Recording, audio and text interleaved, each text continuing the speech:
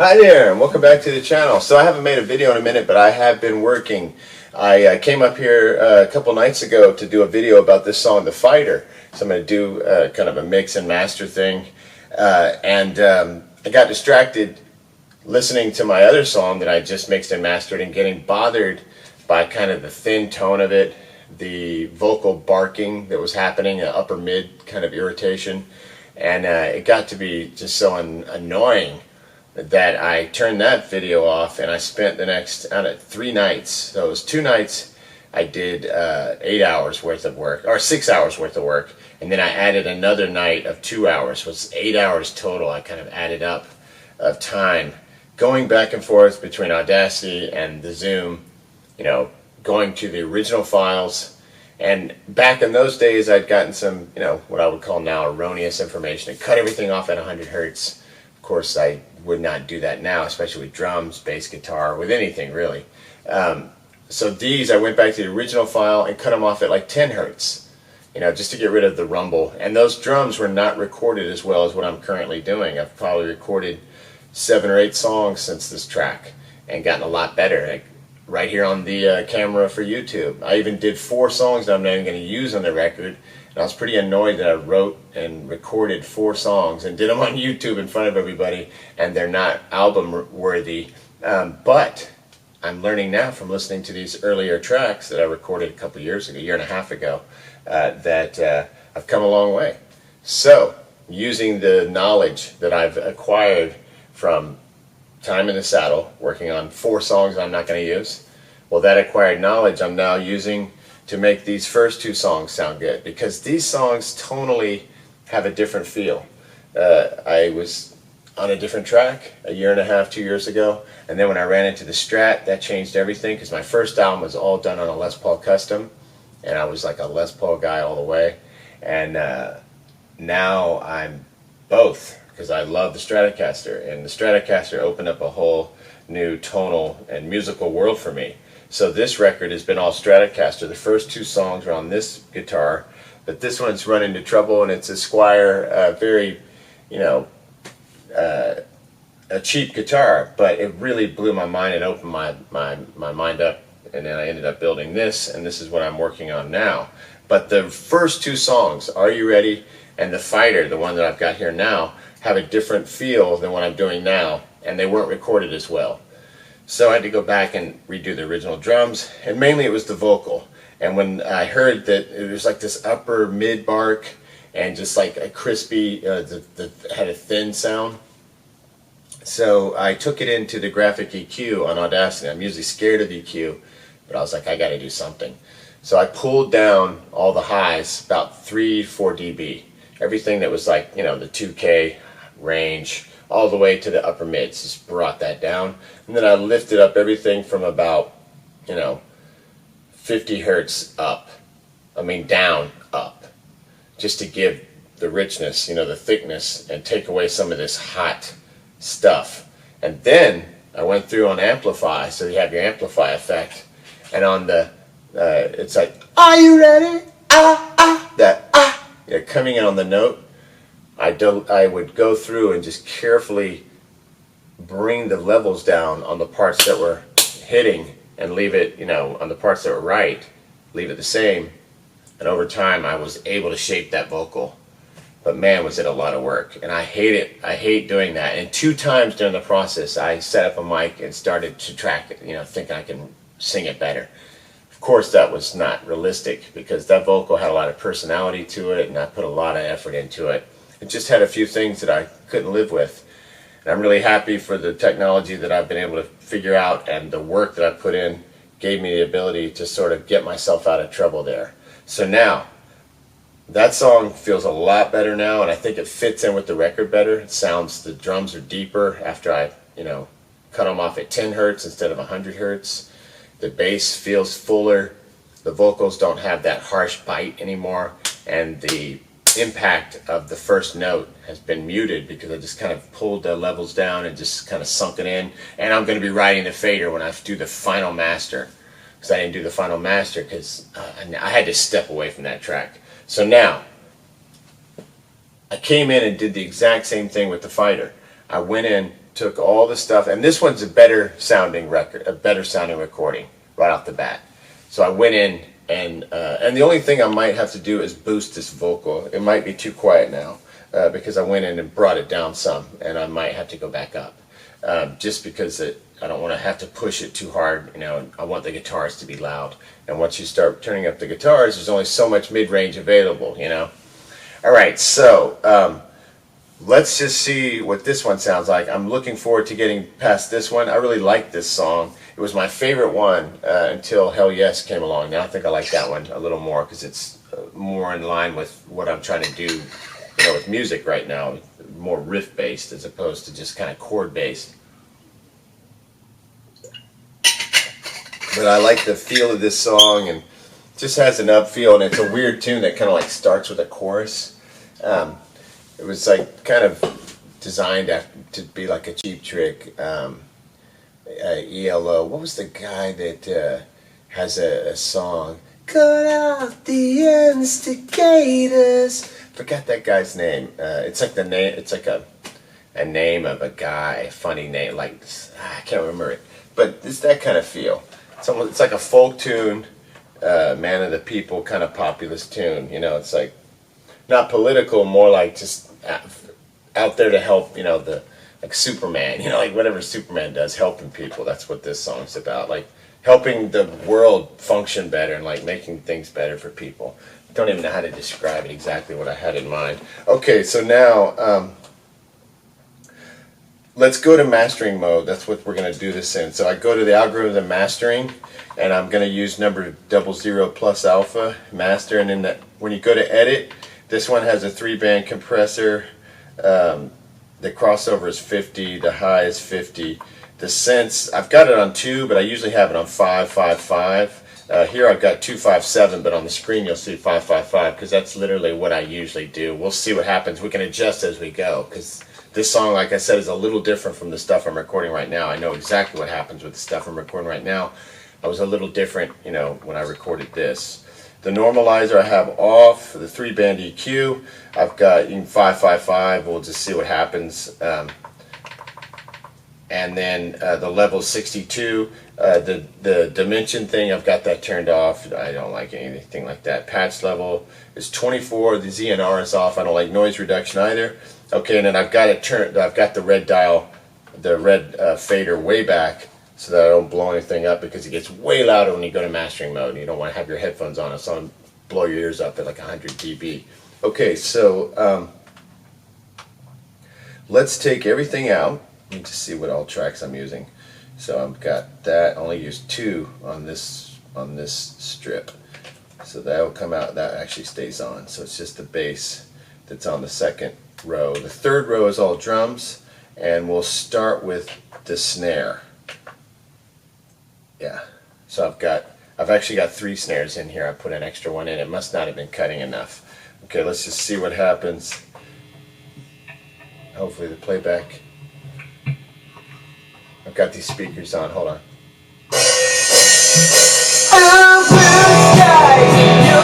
Okay, that was the vocal. Oh, I left the vocal on. Well, that's how it starts off. So let's just kill the vocal for now. We don't need that.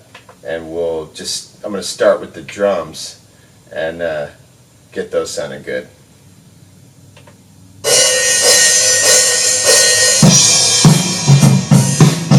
Alright, that's just the snare. Sounds not too great. That's like a squeeze, you know, like it's too compressed.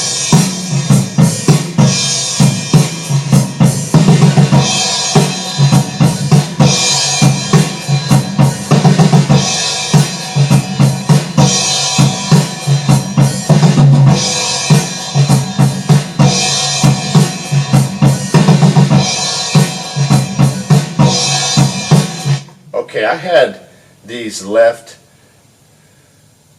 I had 1 snare left, 1 snare right. Let's put both snares in the center and see if it makes it sound bigger. Hopefully you'll be able to tell at home.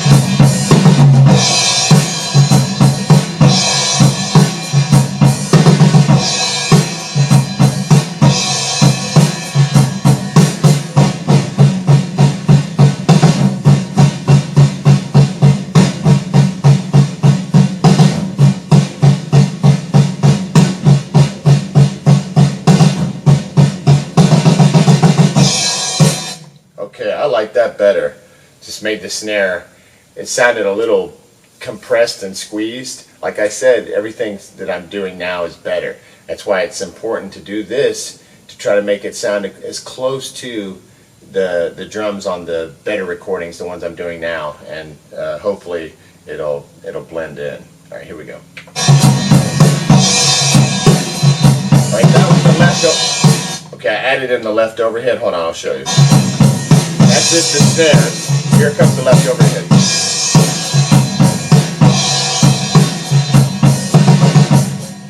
Now we'll do the right overhead.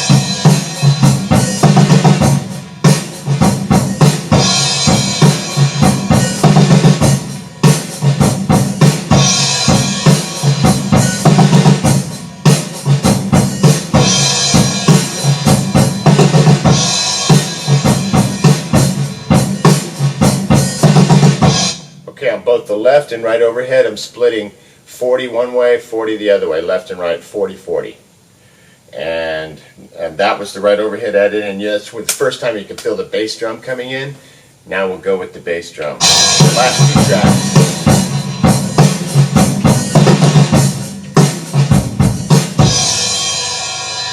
Can you hear that? Hopefully.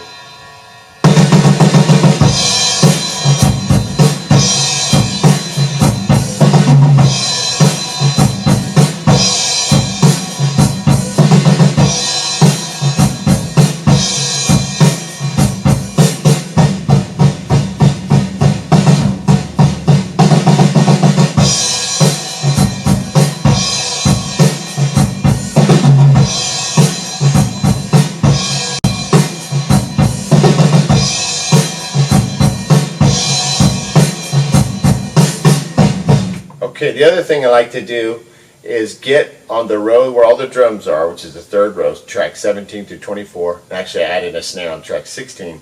I'll start there and just be in pan EQ and move my way across and just make sure the levels are all the same. So the two channels, I want them the same. So I've got, on 17, I've got 69. So 18 is 69. 19 is 61. And the next one was 66, so I'll go back and make the other one 66. So I move that up to 66. 65 on the right overhead. 65 on the bass drum.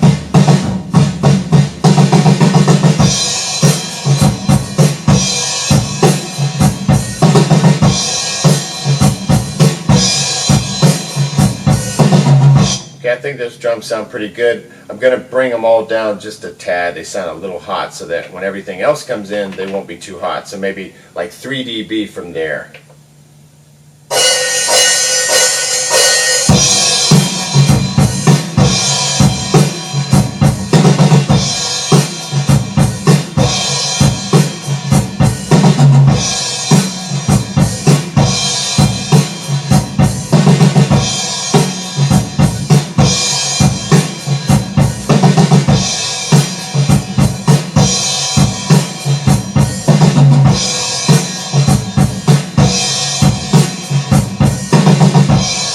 Okay, now we've got the drums. Let's start with, I usually start with the guitar. And let me find the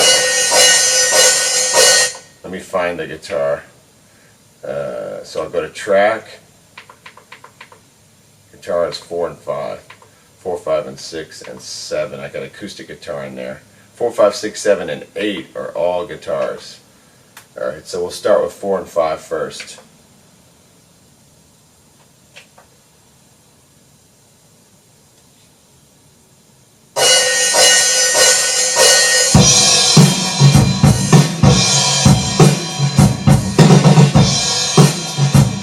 I was in the wrong bank. I was in the second bank. That was stupid. Okay, here we go. I'll turn on 4 and 5 to get the guitars going. You can hear them. They were noisy too. The pickups are noisy.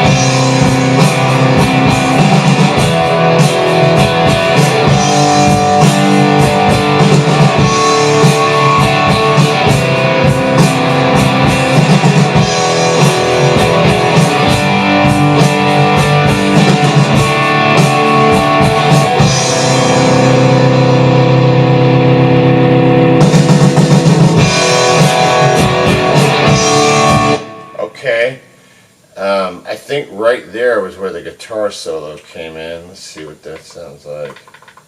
Oh, wait, let's do bass next. Alright, so bass, here we go.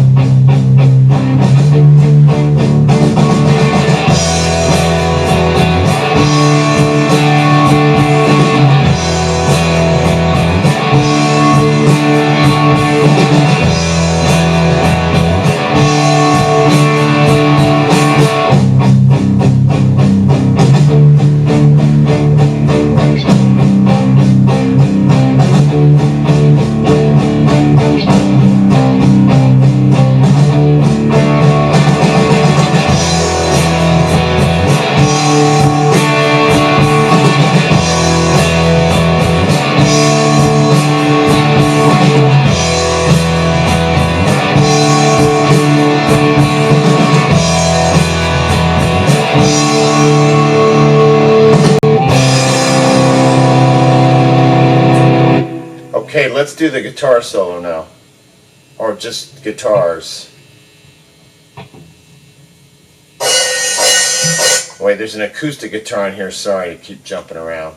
The acoustic guitar is important on this one because it gives it like this percussive. I killed it on Are You Ready? I put it on that one, and it didn't work. But for whatever reason, it just clogged it up and made it sound.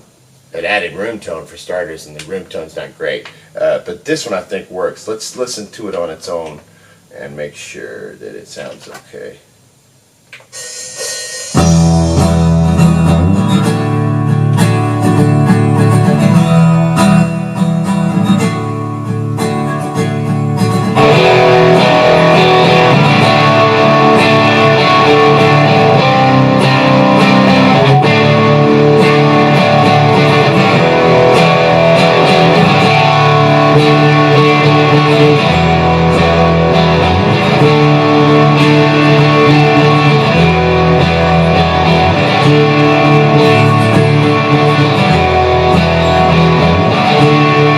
Just kind of want it there as a presence. It's not super loud. It's just a taste.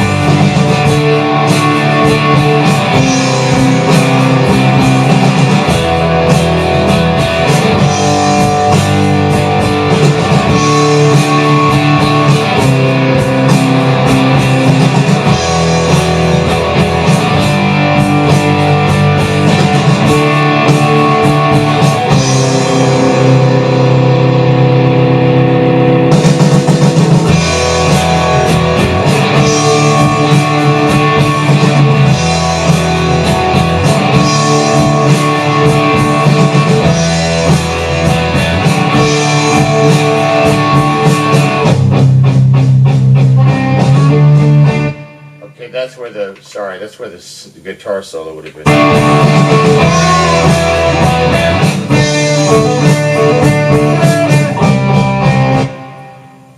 This is probably going to be really sloppy sounding. I'm better now.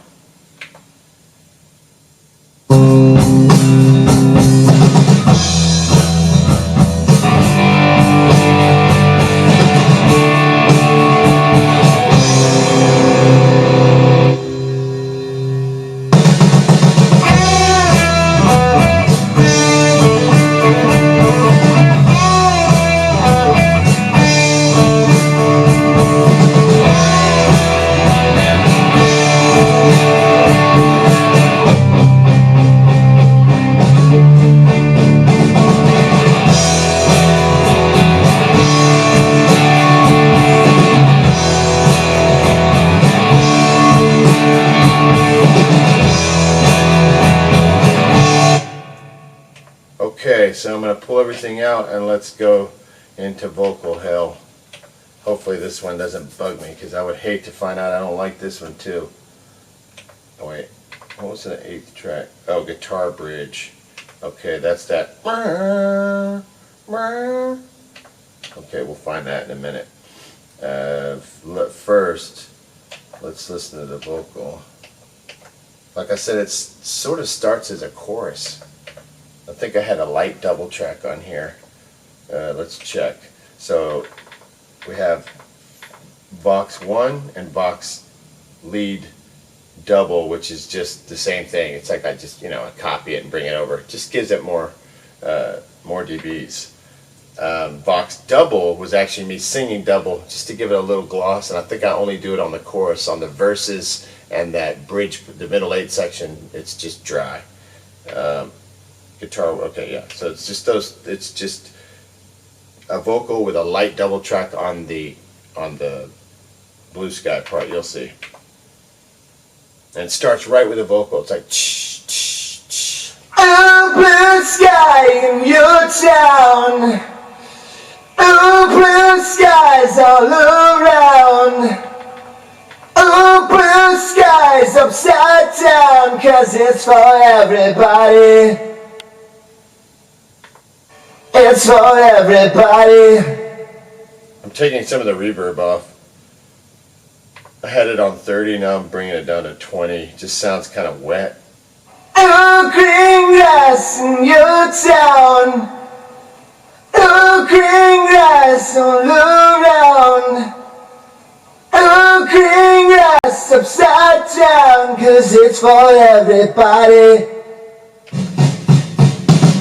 It's for everybody. It's for everybody. It's for everybody. It's for everybody.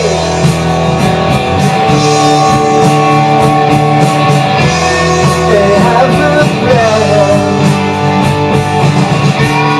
They will decide. Alright, this is awesome right here. This is my favorite little bit. The little guitar that plays along with the vocal. So watch this. And I panned it hard to the right so it wouldn't distract from the melody line. I've written a couple of guitar parts that I love, and then when I start singing, I'm like, oh no, that guitar part sits right in this. I was writing it in a vacuum, not thinking about the vocal. I was like in a musical little world, and then all of a sudden I was like, oh shoot, I sing right here, and is it going to work with this? And this was clashing. If you ever had that problem, you have a little guitar line you want to conclude, but you're singing on it, your singer's singing, or you're singing on it, or whatever. Try panning it hard one way or the other. I panned this hard right. Watch what happens. What I love about this, it has what do you call it? Ceramic pickups and 50K pots. So it's like everything's like super hot. So this guitar is like alive. Listen. It's for everybody. It's for everybody. It's for everybody. It's for everybody. Right side. They have a plan. They will decide. They'll be divided. I'll make a stand. I'll be a fire. I am the fire. They'll keep us back. There'll be desires. They will divide us. And give us stand. I'll be a fire. I am the fire. It's for everybody.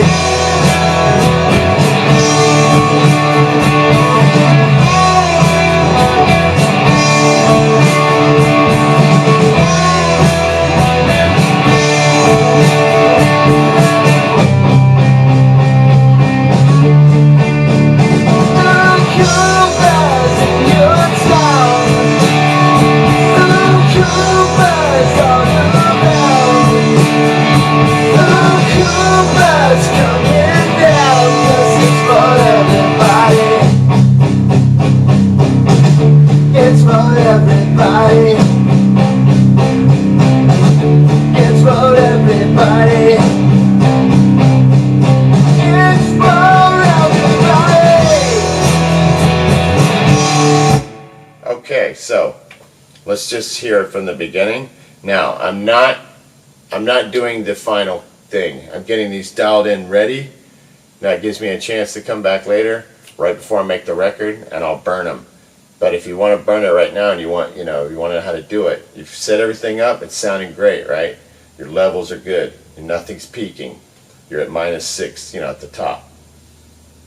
Everything's beautiful. You're riding your faders and you're loving it, all right? All you have to do is wherever you want that track to start. Let's say there's a bunch of garbage up front you want to get past. You wait, you sit here and play it, and then you hit record and start. Everything will light up, including the master light. And then when the song's done and you want it to finish, you hit stop right there, and that's what your song. You can fade it or you can hard stop it however you want to do it. And then you can go into Audacity and fade it proper if you want. Make more noise adjustments if you need to, or whatever kind of Cubase, whatever you're using. All right, I don't know if do people still use Cubase, or did people ever use Cubase in the first place? I tried a little bit of it and I just couldn't get off on it. All right, so let's see what this song sounds like.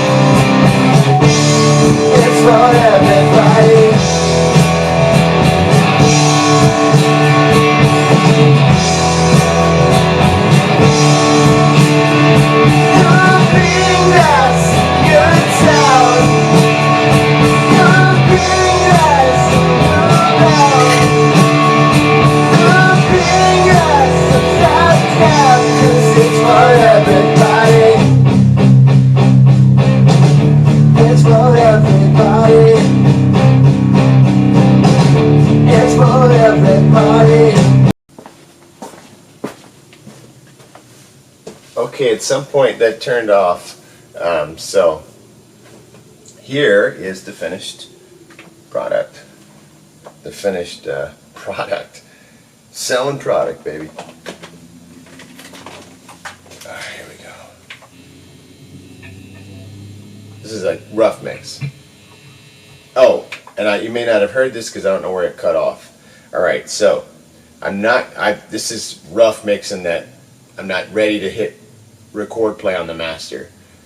I'll do that, off camera. Just want to sit here and tweak to death, and I don't want to do that on camera. You think I'm crazy. That may have already been established. I'm not sure. So,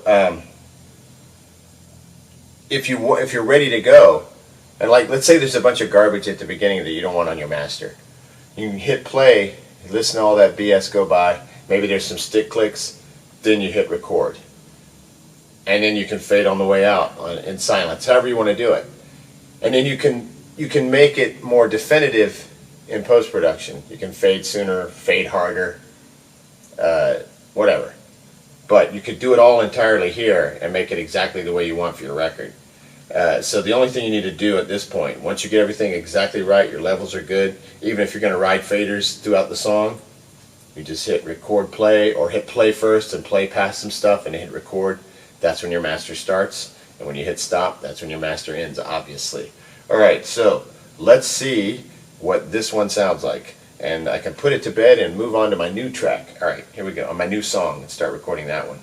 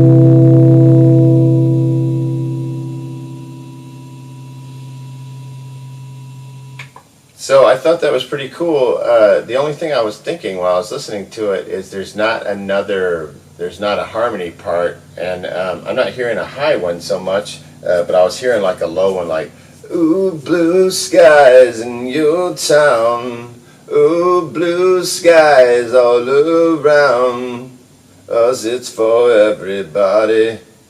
It would be easy to do, put it in really low, and yeah, I don't think it would mess with anything. It would just be a matter of if it helped or not. So that's a possibility. I might end up putting just a low vocal at different points, mainly in the chorus and any other place. This, ooh, blue skies in your town. I don't know, it just sounds so good right now. I think I'm going to leave it alone. All right, so that's the first two songs. Now I'll move on to the next one, but I have a new song, and I'm hoping it's good enough. I'm going to work on it here tonight, and if I feel good about it, I'll debut it, and then I'm going to start working on that, along with mixing and mastering the other songs, so that when these new songs are done, the old song, I'm not, way behind on the mixing and mastering. I'm going to keep up with everything, basically get everything done, so that each song, I finish it, get it done, move on to the next one, as opposed to having all this backlog of work that I have to do. It just builds up so much and makes it where it can actually cause you to not finish if you're not organized about this. It'll just be too many loose ends. All right, so hopefully everything is going well with everybody out there. Your projects, if you're recording, if you're writing, whatever you're doing with your Zoom, just stay productive, stay busy. Don't get off that track, because I know how easy it is to have life distract you. All right, so hang in there, keep making your music, stay in touch. If I can help, reach out. Next time.